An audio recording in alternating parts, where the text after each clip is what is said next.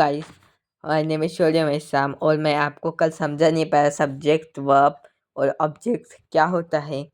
तो मैं आज आपको subject and verb and object आपको समझाने वाला हूँ।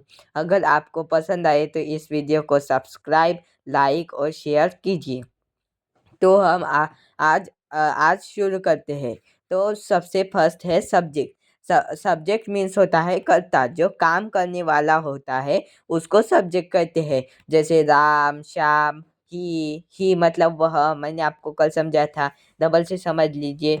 ही मीन्स वह, शी मीन्स ही मीन्स वह, जो बॉयज़ के लिए यूज़ होता है। शी मीन्स वह, लेकिन वो गर्ल्स के लिए यूज़ होता है।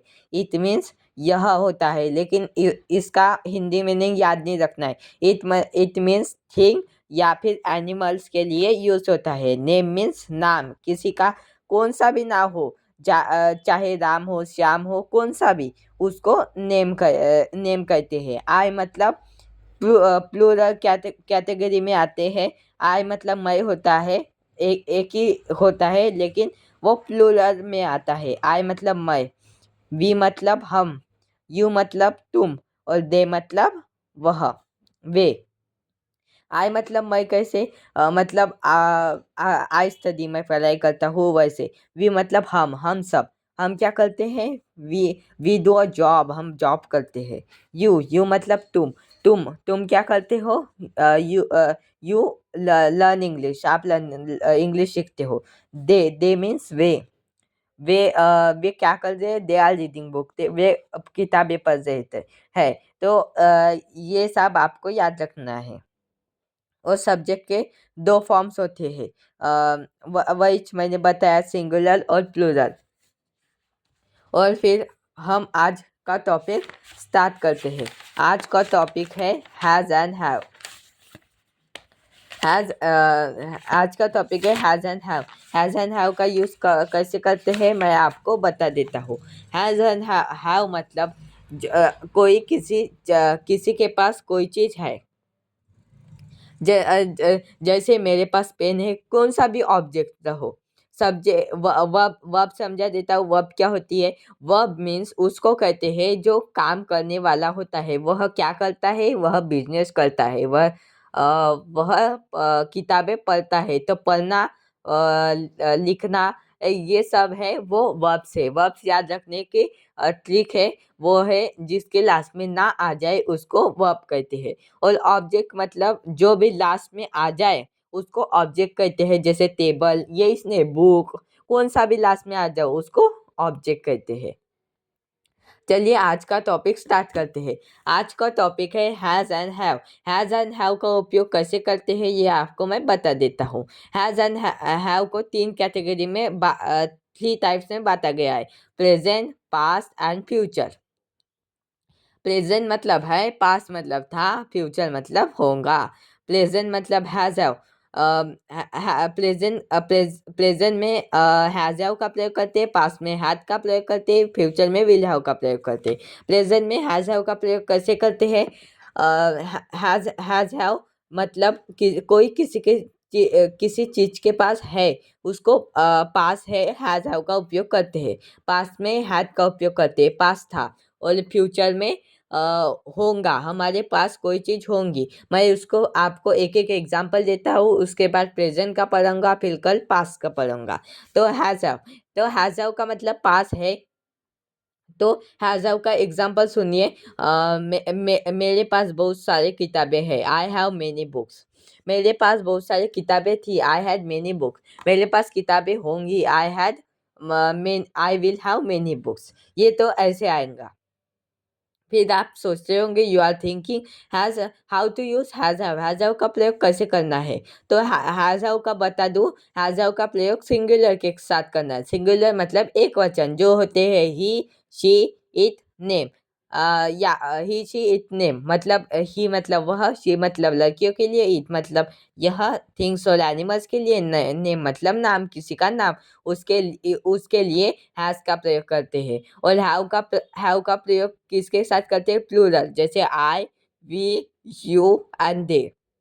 आई मतलब मैं, वी मतलब हम, यू मतलब तुम और दे मतलब वे। इसके साथ हैव का प्रयोग करते हैं। तो ये देखिए यहाँ पे समझाया गया है अच्छे से। तो तो मैं आपको सिखा देता हूँ क्या है। तो चलिए थोड़ी सी प्रैक्टिस करते हैं सीखने के बाद। तो हैज़ हैव मतलब पास पास है, किसी चीज के पास, किसी के पास चीज है, तो आप इसका प्रयोग कीजिए और कम से कम 100 सेंटेंसेस की ओरल और 100 सेंटेंसेस की रिटन प्रैक्टिस जरूर कीजिए। तो हम प्रैक्टिस करते हैं। चलो, मेरे पास किताबें हैं, इसका मतलब होगा आई हैव बुक्स, क्योंकि आई क्या है, सब्जेक्ट। तो मेरे पहले सब्जेक्ट ढूंढना, फिर वर्ब। वर्ब इसमें नहीं आता है, इसमें सीधा ऑब्जेक्ट आता है। तो ऑब्जेक्ट ढूंढिए, ऑब्जेक्ट का क्या है, बुक। तो आई हैव बुक्स बन गया। उसके पास लैपटॉप है, तो सब्जेक्ट ढूंढिए, क्या है, ही। फिर ही के साथ क्या आता है, हैज आता है। हैज या हैव है, ही क्या है, सिंगुलर। सिंगुलर इस है, इसलिए हैज आएगा। फिर लैपटॉप जैसे का वैसा। इसलिए आपको अगर आपको वर्ब्स में प्रॉब्लम होती है तो 500 वर्ब्स आपको जरूर आने चाहिए। ये देखिए, मेरे पास 2 जोड़ी कपड़े हैं, तो I have 2 pair of clothes. इसके हमने प्रैक्टिस कर ली सिंपल की। अब negative, interrogative, interrogative negative, W H word negative. तो इसको कैसे करते हैं, ये मैं आपको बता देता हूँ। सिंपल में मैंने जैसे बताया कि मेरे पास कोई चीज़ है तो हैज़ हैव का प्रयोग करते हैं। जैसे उसके पास अनुभव, ही हैज़ एक्सपीरियंस, ये हो गया। फिर अभी अगर आपको कहना है नो, मेरे पास ये नहीं है, तो आप कैसे कहेंगे। तो ये कहने के लिए आ, आपको दो या दस लगाना है। दो या दस का लगाना है, दो सिंगुलर के साथ, दो प्लूरल के साथ और 10 सिंगुलर के साथ। ये याद रखिए, जब भी सिंगुलर के साथ अगर 10 आएगा तो उसके साथ हैव ही आएगा। क्यों ऐसा आएगा, क्योंकि 10 एक प्लूरल वर्ड है। अगर हैव को भी हैज कर दे तो वो भी प्लूरल हो जाएगा। वो भी सिंगुलर हो जाएगा, इसलिए हम इसका हैव का प्रयोग करते हैं। तो उसके पास अनुभव नहीं है, he does not have experience. क्या उसके पास अनुभव है, डज ही हैव एक्सपीरियंस। क्या उसके पास अनुभव नहीं है, does he not have experience. उसके पास अनुभव क्यों है, why does he have experience. तो हमने अभी नई वाले पढ़े। अभी इंट्रोगेटिव। इंट्रोगेटिव मतलब क्वेश्चन, जिससे हम किसी को क्वेश्चन पूछते हो और उसका आंसर यस और नो में दिया जाता है। तो इंट्रोगेटिव क्वेश्चन कैसे पूछते हैं, क्या उसके पास अनुभव है, क्या उसके पास क्रिकेट बैट है, क्या उसके पास मोबाइल है, क्या उसके पास बुक है। तो ऐसे सेंटेंसेस के लिए हम यस और नो का आंसर देते हैं। जैसे क्या उसके पास अनुभव है, डज ही हैव एक्सपीरियंस। मतलब किसी को पूछना है डज ही हैव एक्सपीरियंस, तो वो बोलेगा no I don't have experience, वरना बोलेगा यस आई हैव एक्सपीरियंस। तो ये ऐसे किया जाता है। और इंट्रोगेटिव नेगेटिव मतलब क्वेश्चन मार्क प्लस नहीं आता है उसमें, उसमें इंट्रोगेटिव नेगेटिव का प्रयोग करते हैं। इंट्रोगेटिव मतलब प्रश्नवाचक, और उसमें नहीं नहीं शब्द आ जाए उसके लिए हम इंट्रोगेटिव नेगेटिव का प्रयोग करते हैं। जैसे क्या उसके पास अनुभव नहीं है, does he not have experience.